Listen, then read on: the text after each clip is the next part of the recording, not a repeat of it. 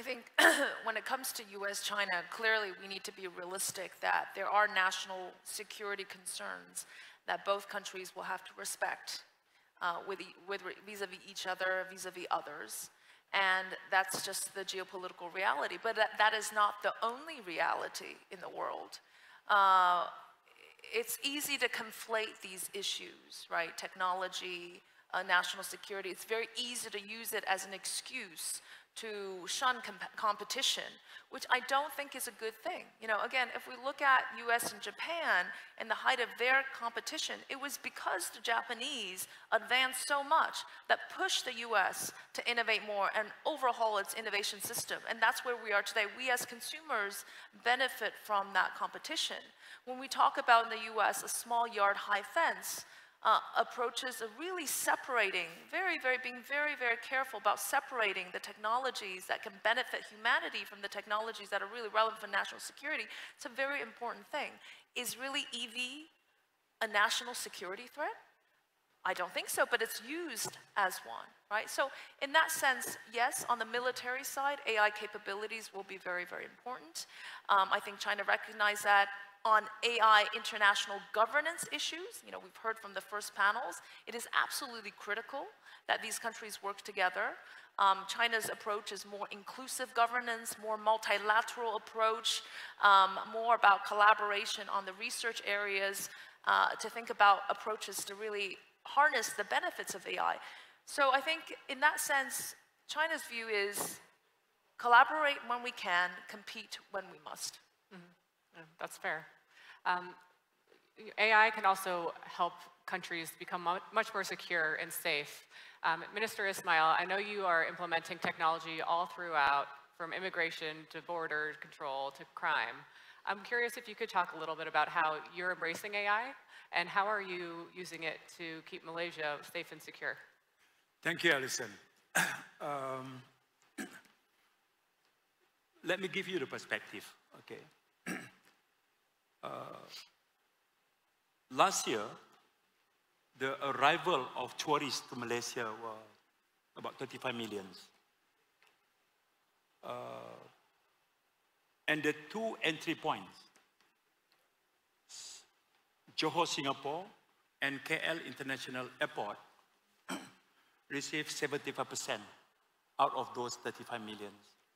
In Singapore, Johor Bahru, Causeway, we are talking about 500,000 daily travelers today. Probably, I say you have to agree with me, this must be the busiest border in the world, you know, today. And how do you make sure that people's mobility and goods mobility are seamless? I mean, the answer is crystal clear. You have to embrace AI.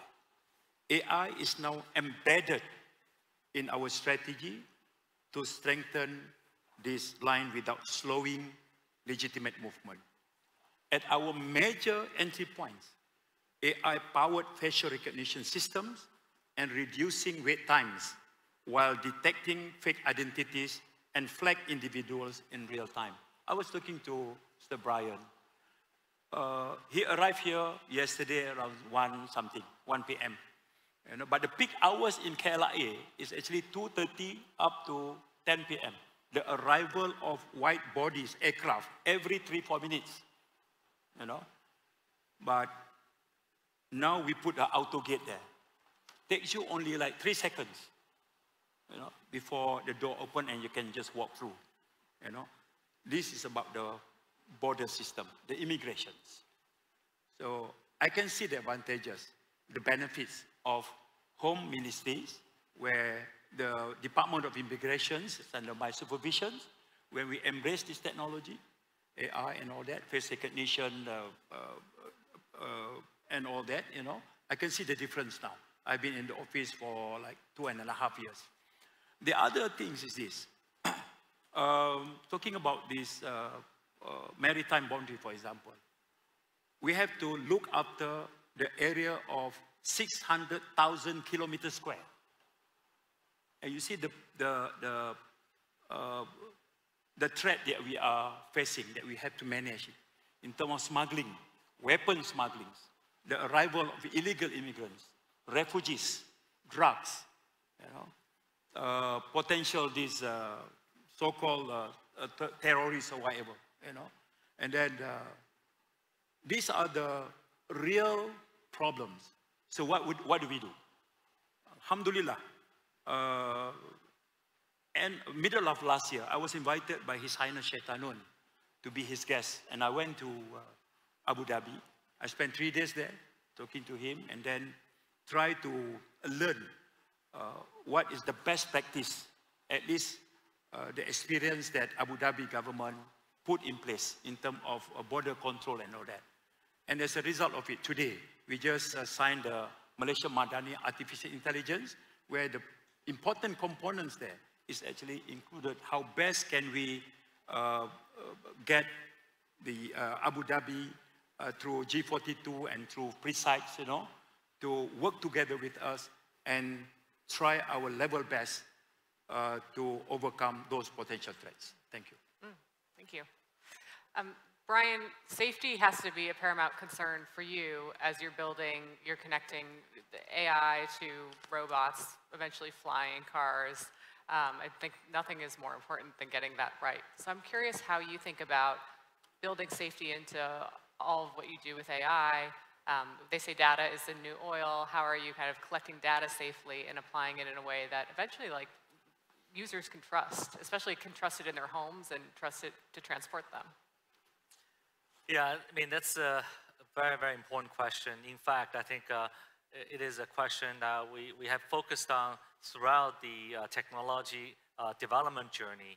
I think, first of all, I think vehicle itself has a very high safety standard because, you know, the way that an automobile is put together. But introducing software, introducing AI adds a very different dimension to the whole sort of the safety design. For example, there's a number of different ways to look at safety, right? There's safety by, data security, because you don't want people hacking into your car and cause problems. So we actually have to build physical safety chips to be used in these AI vehicles. In addition to the traditional vehicle, it has to have a much more stringent safety design. In the model itself, it's actually, you have to building valves that actually can make, I would say, periodical sort of reviews, because we have 2 models in terms of AI in vehicle. One is at the cloud. We do fundamental model training. That's 72 billion parameters of large language model. That, because it's trained on cloud, we utilize the vast majority of the data that we collect in the driving scenarios with hundreds of millions of video clips. But in order to use that model to be used on board in vehicles, we distill down into more manageable size on the edge, what we call edge computing. During that process, I think we actually put a number of safety valves to ensure that some of the corner cases, some of the I would say certain scenarios we eliminate from these processes. And then the third point is education, because I think, as a car that possesses a lot of new capabilities, new features. In fact, for example, how do we use some of the autonomous driving features? We actually, in China, was the first one to implement what we call the driver tutorial and examination process. So in order to unlock these features, you have to go through a very rigid tutorial process, and you have to pass the exam in order to be able to unlock those features. So a number of these together, combined with obviously adhering to government rules, data rules, privacy rules, holistically, you provide a safe environment to operate AI-defined vehicles. And Brian, how are you thinking about global expansion as well? And what do you need from governments, whether it's Malaysia or it's China or it's a better collaboration with the big superpowers all over the world? How are you thinking about what you need from government to make your products go farther, to go into other markets? Right now, I think there is a difference in development phases you see in the mobility world. China is leading the way, I would say, in a lot of these development. One is the EV development. China is, I would say, ahead currently. And also coupled with EV, what I call the AI intelligence is actually a lot more natural, because people always ask, why is not IC smart? Why is the EV smarter? The simple answer is that in an EV, you have bigger batteries and bigger chips. So you have the juice and the computing power to make cars intelligent. So that's why I think China, there is a leadership. But at the same time, I would say China enjoyed a more favorable government regulatory environment to encourage the deployment of these features. For example, the autonomous driving technology is now allowed in Chinese highways and urban roads. Whereas outside of China, I think that process is still lagging behind. In fact, I think in order for us to unlock certain of the basic autonomous driving features, we have to actually work very hard together with local authorities. For example, one of the recent achievements is that we, together with Hong Kong Regulatory Authority, finally introduced what we call remote parking, which is a very basic feature that can be used in China, but it's not allowed in Hong Kong or some other international markets. Once we get that approval, we're actually the first and the only one that's approved for remote parking in Hong Kong. So those are things that we're doing with local government regulatory bodies to push forward for the regulatory environment to allow more of these technologies too. At the same time, you also need to demonstrate to local authority that you have done enough local testing, you have adhered to the local standard. At the same time, you have to also work with them to really implement what is a reasonable regulation that can give both the comfort to drivers and the passers-by. So I think these are things that will take time to build, but I think there's very encouraging signs. For example, GCC, for that matter, actually is quite progressive in a lot of these autonomous driving regulations. You see testing happening in Saudi, in UAE, in Qatar, etc. Whereas I think in Southeast Asia, you also start to see government become more, progressive in terms of adopting the attitude. I would say not the rules yet, but attitude to really studying and hopefully pushing forward these movements.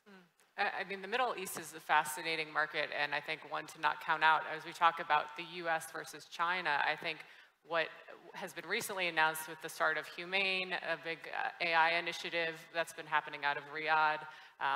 There's so much going on there. Keyu, I'm wondering how you think we should be thinking about Saudi and the GCC nations as we look at the global AI perspective.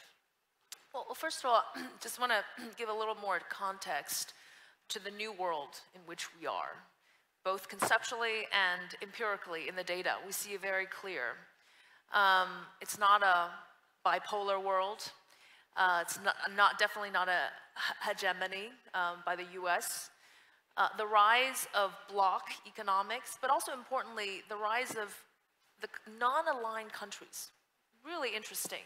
If we look at the data, the competing blocs, if you will, US and China led, they have reduced their direct linkages, although arguably indirectly they're still very much involved through third countries, right? But trade and investment with non-aligned countries has shot up, okay? Whether it's between China and them and US led with them. And these countries play a really critical role. So we cannot cast the world as black or white. Are you with US or against US? Are you with China? Are you in one camp? You can be smartly, economically more collaborative with China. In some countries, security more aligned with the US. In other areas, climate or energy with others. And have your own blocks, regional blocks, local blocks, GCC versus with ASEAN. Diversification in all areas, in all dimensions. Be with players in multiple ways. It's a multiplex kind of world. That's the world in which we are. So we've seen the role of GCC countries, again, really punching above the size of their economy. Saudi and Abu Dhabi leading in AI and so forth, and I hope this region, of course, a lot of the manufacturing platform is being embraced by this region because of the US-China spat. So I think in that kind of scenario, and when it comes to AI, when it comes to technology, it's the same kind of notion, right? You want to grasp that role and you want to stay relevant. And staying relevant is not about choosing sides. It's not about asking others to choose side. It's about really leveraging your power, but your power comes not from the threats or the punishment, but really being firmly embedded in critical points and playing, either logistically or financially being a hub of that central community. And as each of you think about, there's obviously tremendous opportunity and upside with this technology that we're building here. But when you think about what are the biggest risks that you're concerned about from your vantage point, what are they? Like, what should we all be talking about more and collaborating more on? Maybe Brian, we could start with you. Well, I think, as a technology-focused company, we want to make sure the world is not divided in technology. For example, right now, Chinese software is not allowed in US EVs, which basically blocks Chinese technology out. And the rest of the world right now is pondering which technology to use, right? I mean, because, for example, we have our partner, Volkswagen, which we actually work with them on technology, but they also invest into Rivian in the US, and which will give them the technology. But which technology they're going to use outside of China and US? Is that a Chinese technology or US technology? I hope in the long run, people don't have to make that decision, because ultimately people will have to go with the best technology. The technology that has the best, the best application, but also the best cost, so that can be used more widely. So I think for us is that having ASEAN and GCC areas that can offer neutral buffers, that actually give us the hope that technology can coexist in areas that where it does not have to be labeled, oh, this is Chinese technology, this is US technology. A lot of technology in the future will have to be local. We have to bring technology to ASEAN or to Europe or to GCC in order to be a market leader. You cannot just say, oh, here's Chinese technology and Chinese product, just use it. You have to think about the region needs to develop. They need to feel these are technologies they have ownership as well. Only, I think, neutral regions that can offer that prospect. And I think this is something I hope GCC and also ASEAN can play a bigger role on. I agree. Thank you, Mr. Brian. I would like to expand further on the final point that you have mentioned just now. In the context of ASEAN, Alison, as a chair of ASEAN now, and here we have a forum of ASEAN GCC, business forum, So building ASEAN's AI talent and skill together is very important. Here we are talking about we must invest in our people. We need more AI engineers. We need more data analysts. We need digital teacher and public servant who understands a complete AI ecosystem. I think there is no two way about it. It's a must. And the other thing is that we must also look or use AI, not just for business, but for real problems of our people, See, in the context of Home Ministry, Alison, if I may add, the earlier question that you asked me is this. Today, in our police investigations, you know how many police reports that people make every month here? It's about 400,000 police reports a month. Okay, yeah? So the police now, the Royal Malaysian Police now are piloting an AI tool. It matches evidence with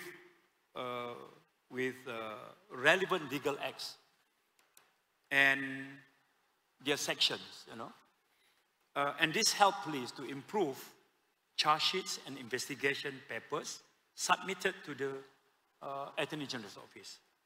And today we are able to do this because we have set up a data science in Home Ministry as early as 2023. And these centers help Home Ministry make decisions and policies based on data. I'll give you an example. Of the 400,000 police reports that we receive every month, the highest numbers is actually related to drug offenses, which is 15.1 under Dangerous Drug Act. And the data shows, when we analyze the data, once you involve in this 51D, drug abuse, potentially you will involve in another 28 criminals act. So, meaning to say, by analyzing those data and using these AI tools, and you can never go wrong to understand it, to overcome these potential criminal cases in Malaysia, you need to solve this drug issue first. So this is what the data tell us. So the other example is film censor board. Well, we have to admit that we do have a film censor board, and we have to deal with it. And our team here today in Home Ministry, we used to watch entire movies to censor vulgar words, violence, and X-rated scenes. Now, we have a pilot program. It uses an AI tool with a database of censored words in multiple languages: Malay, English, Mandarin, Cantonese, and Tamil. And the AI tells the team the exact time these words appear. And this significantly shortens their work and reduces errors. And this is a clear gain in productivity and quality. These are just a few anecdotes, example here and there, that I can highlight into this forum, that come to my final remark. Embracing AI is not an option; it is a must. Even though I can quote one of these points raised up in your books, Dr. Keyu. You said the analogy of oil, the new oil is data, is not necessarily correct. Your rationale is that oil and data we can always reuse and share it, but not oil. So your conclusion is that to say that data is a new oil is not necessarily correct. See, I read your book. Thank you for that. If I can also pick up on that, what I'm concerned about, first of all, in the last 40 years, the most momentous thing that happened was global convergence in income and wealth because of globalization and because of peace. And that's actually when we discover these amazing new GPTs, general purpose technologies like AI. But the distribution of AI, whether it will be equitable, whether developing countries will fully be able to utilize that, will realize the gains, is really of concern, especially as, I repeat, the investments into developing countries have fallen dramatically because of the new developments in the geopolitical realm. That is something that we need to constantly be aware of. Second thing I'm worried about, as we've seen the US-China trade spat, costs are rising everywhere.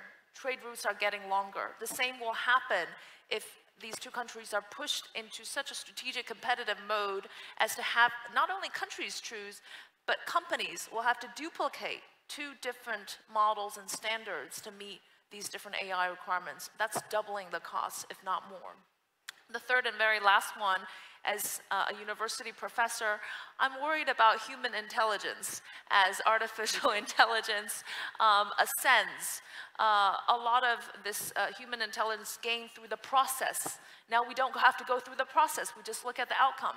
How many Shakespeares are we going to relinquish in the procedures, and how many great poets and thinkers that don't rely on a process way of thinking built on past knowledge, but idiosyncratic ways of expression, of human expression, might all be lost. So when I think about my young children and their future in education and their work, but also how they learn and how they become the humans we know, I think in this respect, it is both an opportunity but also a challenge.